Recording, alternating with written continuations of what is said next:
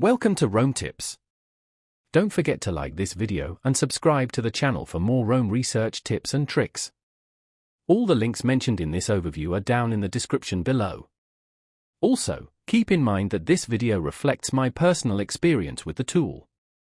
Today, we're diving into Teamgate, a CRM platform found at www.teamgate.com.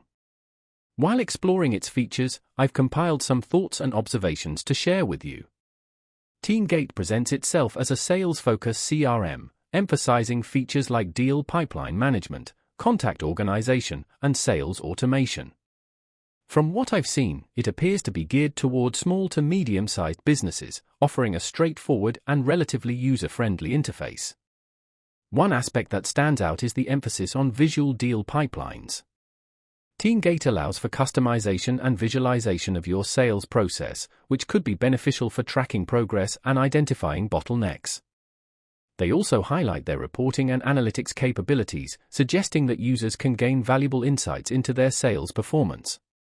Integrations with other tools are mentioned, but I haven't explored these extensively in my own usage. This would be something to investigate further depending on your specific needs and existing software stack. During my exploration, I noticed the focus on lead nurturing and sales engagement features.